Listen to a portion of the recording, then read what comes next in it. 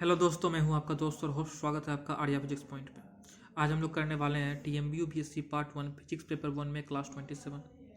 आज हम लोग पढ़ेंगे phase change due to reflection from denser surface of the medium. जब कोई लाइट रे रेरेड मीडियम से डेंसर मीडियम में जाता है तो कुछ पार्ट उसका रिफ्लेक्ट हो जाता है, कुछ पार्ट उसका ट्रांसमिट होता है। तो ये फिगर बना लीजिएगा। Late us consider a ray AO, ये पॉइंट O है। Let us consider a ray AO of light of amplitude A, इसका एम्पलीट्यूड A है। Incident on the surface of the denser medium was one part is reflected along OB and its another part is transmitted along OC. Hence the intensity of the incident ray will be equal to the sum of the intensities of reflected and transmitted rays. Therefore a square equal to क्या हो जाएगा, AR का whole square plus AT का whole square. AR क्या है, amplitude of reflected rays, और AT क्या है, amplitude of transmitted rays. Where R and T be the reflection and transmitted coefficient for the ray incident on the surface of denser medium. Alright, A square equal to यहाँ पर क्या हो गया, A square R square plus A square T square. A square दोनों में से common ले लेते हैं तो A square equal to A square into R square plus T square. A square cancel हो जाएगा तो R square plus T square equal to क्या हो गया, 1। इसको इक्वेशन 1 मान लेते हैं। If the reflected ray O B is reverse on its parts, if the reflected ray O B अपने पथ पर रिवर्स हो जाता है, ऑलराइट, अपने पथ पर रिवर्स हो जाता है तो कुछ पार्ट इसका फिर क्या होगा, रिफ्लेक्ट होगा, और कुछ पार्ट इसका ट्रांसमिट होगा। ऑलराइट, इफ द रिफ्लेक्टेड रे OB is reversed on its path then it incidents on the surface of denser medium whose one part is reflected along OA and another part is transmitted along on the amplitude of its reflected ray OA and transmitted ray OD will be equal to AR square and ART respectively.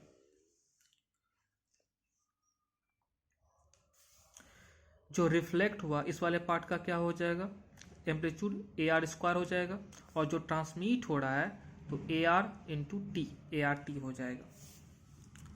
Alright, if the transmitted ray OD will be equal to AR square and ART respectively, if the transmitted ray OC is reversed on its path then its one part is reflected along OD and its another part is transmitted along OA। और अगर transmitted रे OC जो है अपने पथ पर reverse हो जाता है तो एक पार्ट इसका क्या होगा, OD के साइड में रिफ्लेक्ट होगा और दूसरा पार्ट OA के साइड में ट्रांसमिट हो जाएगा। ठीक, let R dash and T dash be the reflection and transmitted coefficient for the rays incident on the surface of rarer medium. Hence the amplitude of its reflected ray OD and transmitted ray OA will be equal to AR dash T and AT T dash। अगर मान ले R dash और T dash क्या है, reflection और transmitted coefficient है for the rays incident on the surface of rarer medium, उन सभी रेज के लिए जो रेडेड मीडियम के सरफेस पर इंसिडेंट हो रहा है। तो its reflected ray OD and transmitted ray OA will be equal to क्या हो जाएगा, AR dash T and AT T dash हो जाएगा।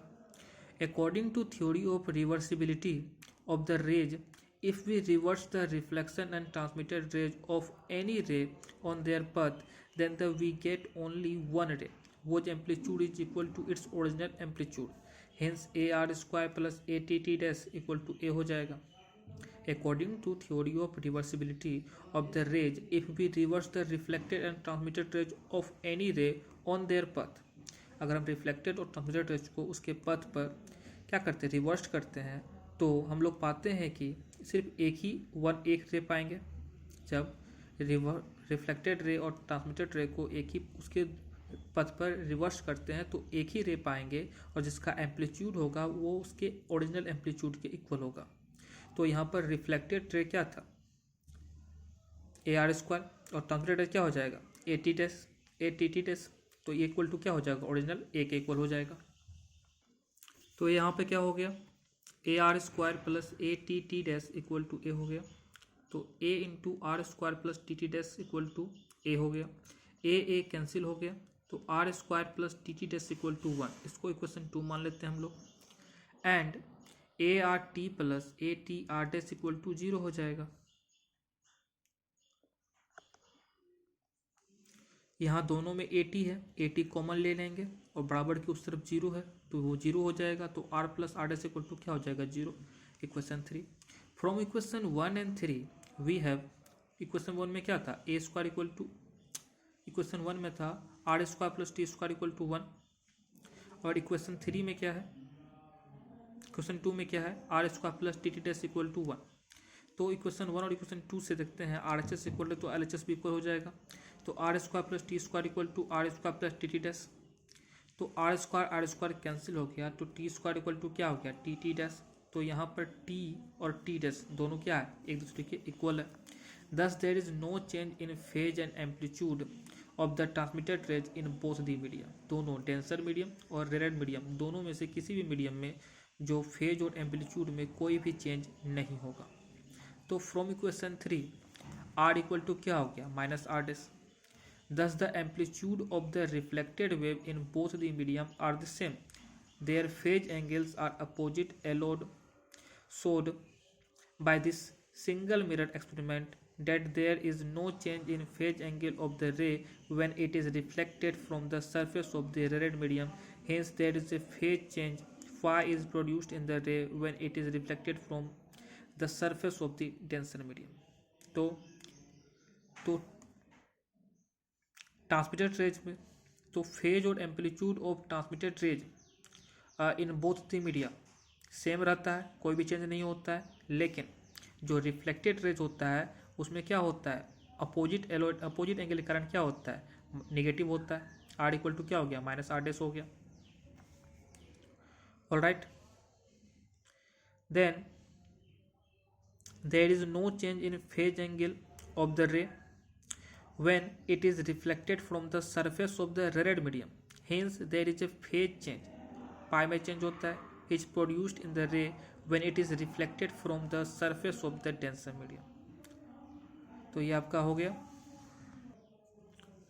phase change due to reflection from denser surface of the medium।